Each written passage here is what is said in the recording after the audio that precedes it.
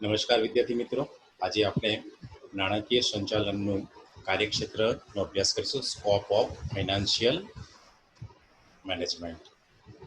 શરૂઆતમાં તો આપણે અભ્યાસક્રમની ચર્ચા કરી હતી તે મુજબ જે આ ચેપ્ટરમાં આપણે ભણવાનું છે તેમાં નાણાકીય સંચાલનનો અર્થ, નાણાકીય સંચાલનનું કાર્યક્ષેત્ર અને સ્વરૂપ, નાણાકીય સંચાલનનું મહત્વ, નાણાકીય સંચાલનના હેતુઓ, નાણાં કાર્યો અને તેનું વર્ગીકરણ, અને છેલ્લે સંચાલકીય અને કાર્યકારી કાર્યો અને સાથે નાણાકીય સંચાલકની ભૂમિકા.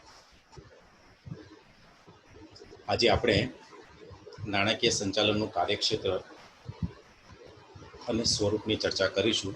જે મુજબ નાણાકીય સંચાલનમાં સામાન્ય રીતે નાણાકીય સંચાલનનું કાર્યક્ષેત્ર કેટલું છે, એની અંદર આપણે કઈ કઈ બાબતોનો અભ્યાસ કરવાનો છે એનો અહીંયા આપણે સમાવેશ મિત્રો કરીએ છીએ.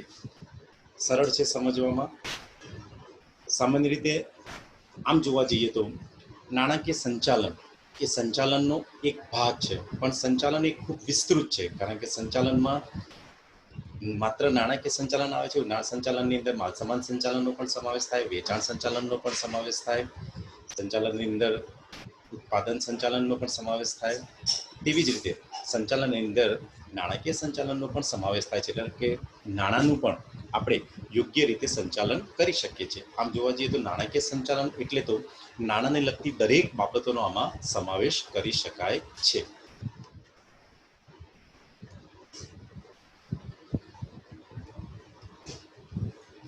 આમ નાણાકીય સંચાલન મુખ્યત્વે તેનું જો કાર્યક્ષેત્ર જોઈએ તો ત્રણ બાબતો સાથે એ સંપૂર્ણપણે સંકળાયેલું છે. જે આપણે રૂઢિગત અને આધુનિક અભિગમમાં જોઈએ છીએ તો એ જે રૂઢિગત અભિગમ અને આધુનિક અભિગમમાં જે ચર્ચા કરી છે એ જ બાબતને આપણે અહીંયા ફરીથી ટૂંકમાં જો ચર્ચા કરીએ તો માત્ર ત્રણ બાબતો સાથે સંકળાયેલું છે. એક, નાણાં ક્યાંથી અને કેટલા પ્રાપ્ત કરવા. તો સ્વાભાવિક છે કે આપણે નાણાકીય સંચાલનની જો ચર્ચા કરતા હોય તો એમાં સૌથી મહત્વનો જે બાબત છે તે સૌપ્રથમ કંપનીના જે ઉદ્દેશો છે, કંપનીના જે ઉદ્દેશ છે અને તેને ધ્યાનમાં રાખીને આપણે જે આયોજન કરીએ છીએ એ આયોજનને પરિપૂર્ણ કરવા માટે દરેક વિભાગને કેટલા નાણાં જોઈશું એ પહેલી બાબત. અને આ નાણાં આપણે કેવી રીતે પ્રાપ્ત કરીશું એ બીજી બાબત છે. તો આ બંને બાબત એક પહેલું કાર્યક્ષેત્રનો પ્રથમ ભાગ બને છે. તો કે ભાઈ નાણાં કેટલા અને ક્યાંથી પ્રાપ્ત કરીશું.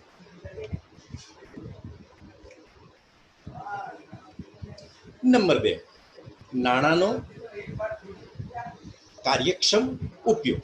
તો સ્વાભાવિક છે કે જ્યારે આપણે કંપનીના ઉદ્દેશો અને આયોજનને ધ્યાનમાં રાખીને નાણાં પ્રાપ્ત કરી લઈએ છીએ તો ત્યાર પછી તેનો ઉપયોગ એ સૌથી મહત્વની બાબત બને છે. રૂઢિગત અભિગમની જે ટીકા થઈ હતી એનો સંપૂર્ણ આધાર એ હતો કે તેણે નાણાંના ઉપયોગની ઉપેક્ષા કરી હતી. અને એટલા જ માટે 1950 પછી જે આપણે આધુનિક અભિગમની ચર્ચા કરીએ છીએ કે જેનો કાર્યક્ષેત્રમાં સમાવેશ થયો કે ભાઈ નાણાંનો કાર્યક્ષમ ઉપયોગ.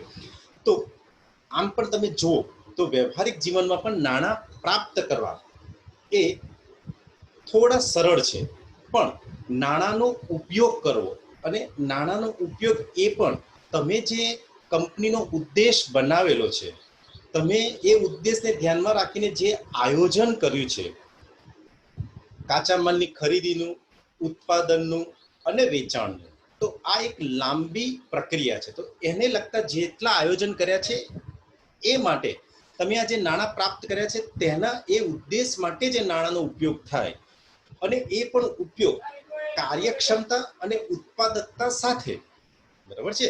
એટલે કે સમયસર તમને જે રિઝલ્ટ છે મળવા જોઈએ, સમયસર ઉત્પાદન થવું જોઈએ, સમયસર વેચાણ થવું જોઈએ. તો કાર્યક્ષમતા અને ઉત્પાદકતા સાથે આ નાણાંનો ઉપયોગ થાય એ કાર્યક્ષેત્રનું મહત્વનું બીજા નંબરનું પાસું છે. અને નંબર 3, અહીંયા આમ તો જોવા જઈએ તો કાર્યક્ષેત્ર પૂરું થાય છે એના સાથે કે આવકની વહેંચણી. તો આની અંદર જેટલા કાર્યો સમાવેશ થાય છે એ બધા જ નાણાકીય સંચાલનના કાર્યક્ષેત્ર બને છે. ત્રીજું, આવકની વહેંચણી. તો નાણાં તમે જે પ્રાપ્ત કર્યા, બીજા નંબરે નાણાંનો તમે જે ઉપયોગ કર્યો, એના દ્વારા કંપનીએ જે કંઈ આવક કમાવી હોય, એ આવકને યોગ્ય રીતે સમયસર વહેંચણી કરવી એ પણ એટલું જ મહત્વનું છે. ઘણી બધી કંપનીઓની નિષ્ફળતાનું કારણ એ કમાયેલી આવકની સમયસર અને જે એને લગતા આંતરિક અને બાહ્ય પક્ષકારો છે, જેને આપણે સ્ટેક હોલ્ડર્સ કહીએ છીએ, એને સમયસર વહેંચણી ન કરવાથી ઊભા થયેલા પ્રશ્નો છે. જેમ કે તમારે સમયસર કરવેરા ચૂકવવા જોઈએ, તમારે સમયસર તમારા લેણદારોને રૂપિયા ચૂકવવા જોઈએ, તમારે સમયસર ડિવિડન્ડ વહેંચવું જોઈએ, તમારે સમયસર જે કંઈ દેવું લાંબા ગાળાનું અથવા ટૂંકા ગાળાનું કરેલું છે એ દેવું પણ ચૂકવવું છે, એનું વ્યાજ પણ સમયસર ચૂકવવું છે. આ આવક કમાયેલી છે તો દરેક સમયે એક સરખો સમય હોતો નહીં. દાખલા તરીકે અત્યારે કોરોનાની મહામારી ચાલી રહેલી છે અને પરિણામ સ્વરૂપ દરેક ધંધા ઉદ્યોગ પર એક બહુ મોટી અસર છે. તો આવા સમયને પહોંચી વળવા માટે આવી જ્યારે કોઈ સારી પરિસ્થિતિમાં તમે સારી એવી આવક કમાઓ તો એ આવકમાંથી તમારે યોગ્ય અનામતો ઊભી કરવી જોઈએ. તો આવકની યોગ્ય રીતે વહેંચણી કરવી એ પણ આખો જે ચર્ચાનો મુદ્દો છે કાર્યક્ષેત્ર નાણાકીય સંચાલનના કાર્યક્ષેત્રમાં શું થાય છે મિત્રો, સમાવેશ થાય છે. હવે આને આપણે થોડું ઝડપથી પણ વિગતવાર જોઈ લઈએ. તો સ્વાભાવિક છે નાણાકીય સંચાલનના કાર્યક્ષેત્ર પર આ 3 મુખ્ય બાબતો આવે છે. એક, નાણાં ક્યાંથી ને કેટલા પ્રાપ્ત કરવા, નાણાંનો કાર્યક્ષમ ઉપયોગ અને આવકની વહેંચણી. આમ જોવા જવું તો આપણે આ જેટલા ચેપ્ટરોનો અભ્યાસ કરીશું એ બધા જ ચેપ્ટરો એ આ 3 બાબતની અંદર શું થઈ જાય છે મિત્રો, આવી જાય છે. બરોબર છે.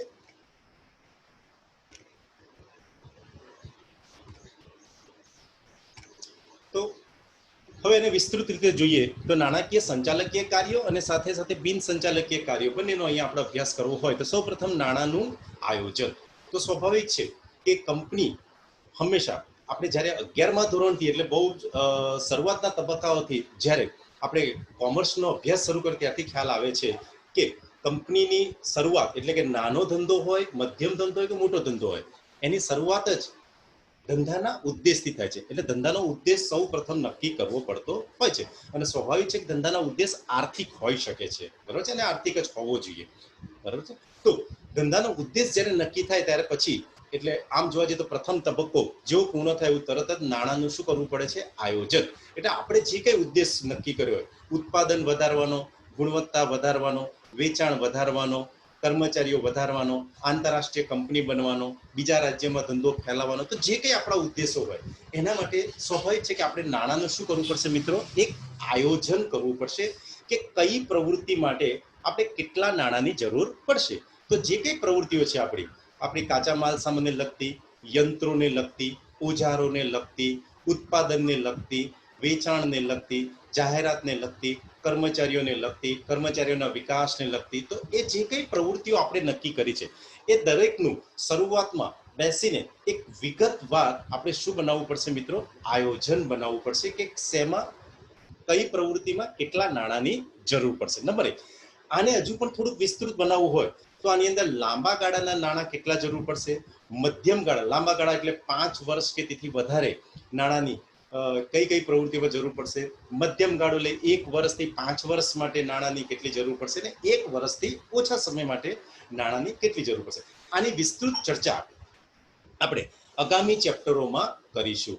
પણ આ એક નાણાકીય સંચાલનનું કાર્યક્ષેત્ર બને છે. તેની સાથે હવે જ્યારે નાણાકીય આયોજન થઈ જાય ત્યારે બીજો તબક્કો આવે છે નાણાંની પ્રાપ્તિ. હવે આપણે જ્યારે નાણાંની પ્રાપ્તિ કહીએ તો સ્પષ્ટ રીતે છે કે નાણાંની પ્રાપ્તિ આપણે એક લાંબા ગાળા માટે અને બીજી ટૂંકા ગાળા માટે, આ રીતે 2 રીતે નાણાં પ્રાપ્ત કરવાના હોય છે.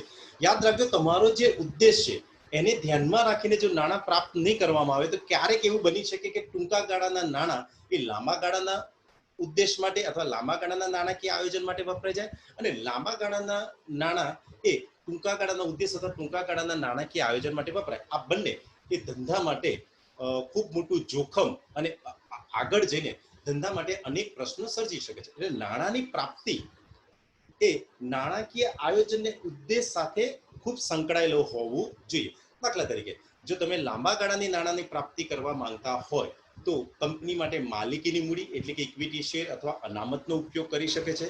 જો દેવા ભંડોળ ઉપયોગ કરવા માંગતા હોય તો બેંક લોન છે,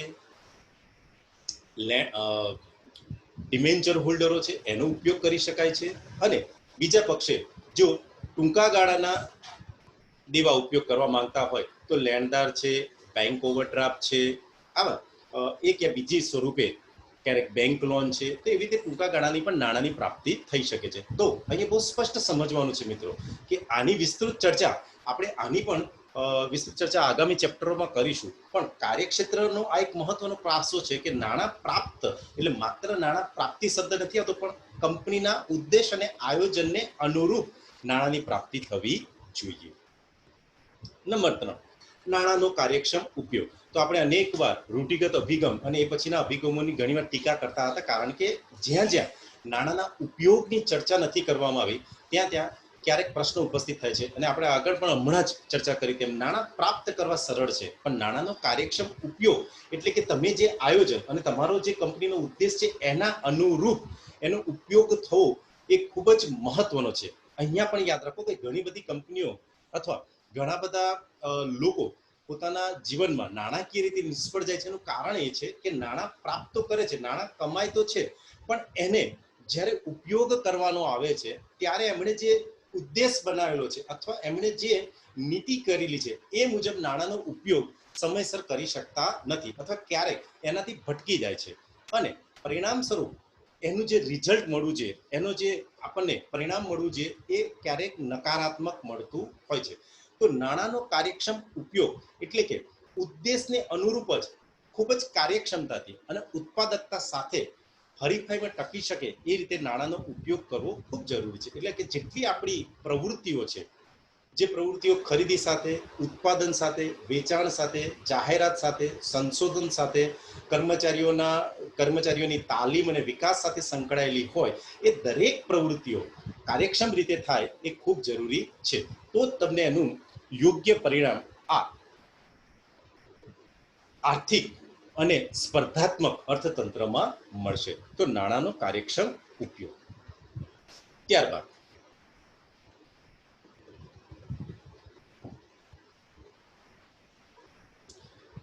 આવકની વહેંચણી. તો જે કંઈ આપણે આવક કમાઈએ છીએ એ આવકની યોગ્ય વહેંચણી એ પણ નાણાકીય સંચાલનનું એક મહત્વનું કાર્ય છે.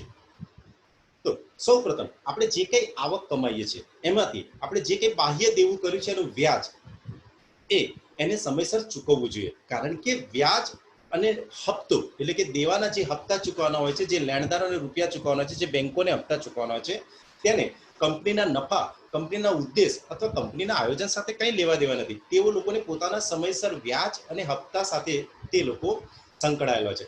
આ માટે કંપની એ ખાસ ધ્યાન રાખવું કે જ્યારે જ્યારે કંપની આવક કમાય ત્યારે ત્યારે સૌ પ્રથમ બાહ્ય દેવાના જે કંઈ ચૂકવણા છે સમયસર કરવા જોઈએ. નહીતર ઘણી બધી કંપનીઓ, દાખલા તરીકે કિંગફિશર કંપની છે, તો એ તમારા માટે સૌથી મોટું ઉદાહરણ છે કે આવક કમાવા છતાં પણ સમયસર નાણાં ન ચૂકવી શકવાને કારણે કંપનીને કિંગફિશર એરલાઇન્સ એ 2012ની અંદર શું કરવી પડી હતી મિત્રો? બંધ કરવી પડેલી છે અને હજુ પણ એને ઘણા બધા કાયદાકીય ગૂંચવણોમાં ફસાયેલી છે. તો આવકની વહેંચણી, સમયસર કરવેરા ચૂકવવા. તો સરકાર જે કંઈ તમને જમીન, મકાન અથવા જે કંઈ પ્રવૃત્તિઓ કરવા દે છે એ માટે એને સમયસર કરવેરા ચૂકવવા બહુ જરૂરી છે. એ સિવાય પ્રેફરન્સ શેર હોલ્ડર હોય તો એને ડિવિડન્ડ ચૂકવવું, ઇક્વિટી શેર હોલ્ડર હોય તો એમને ડિવિડન્ડ ચૂકવવું, યોગ્ય અનામત રાખવી જેથી કરીને કોઈ અસામાન્ય અથવા તો કંઈક આપણા અનુકૂળ કોઈ પરિસ્થિતિ ના હોય તો એ અનામતો તમને ઉપયોગમાં આવે. તો આવકની વહેંચણી એ પણ સંચાલકીય કાર્યક્ષેત્રનો એક મહત્વનો ભાગ બને છે.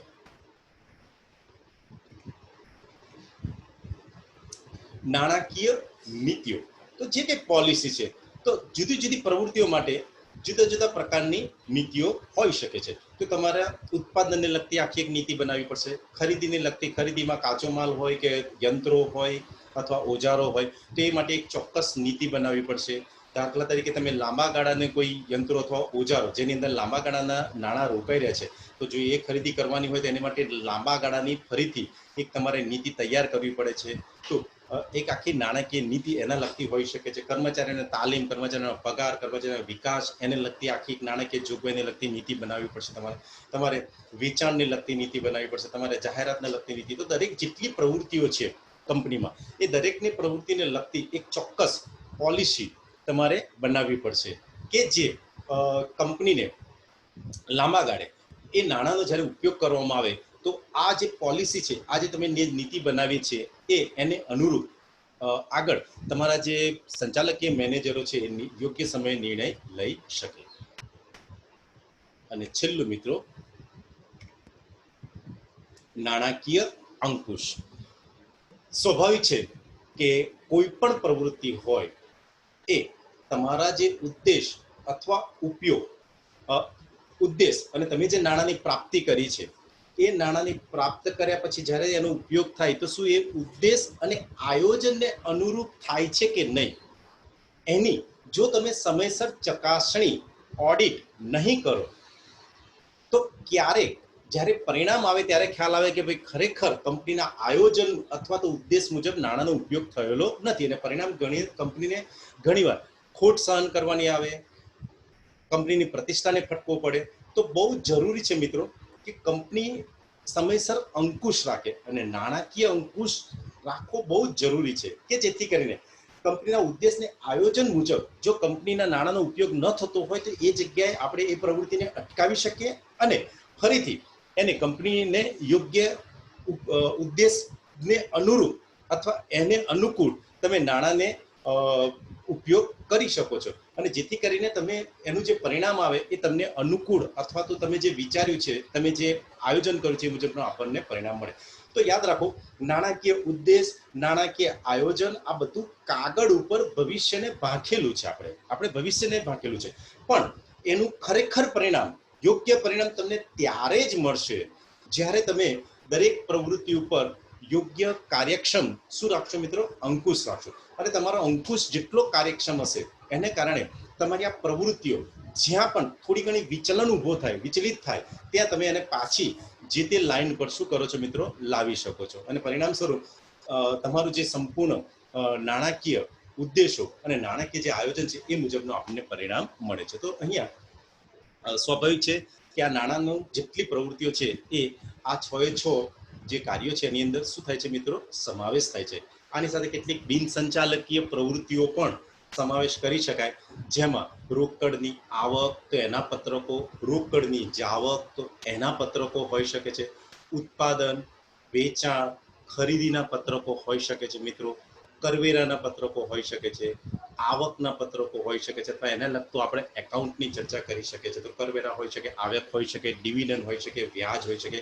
તો કેટલાક બિન સંચાલકીય કાર્યો છે જે રૂટીનના કાર્યો છે, જેને વહીવટી કાર્યો પણ કહી શકાય, કે જે પત્રકો દ્વારા આપણને શું થાય છે?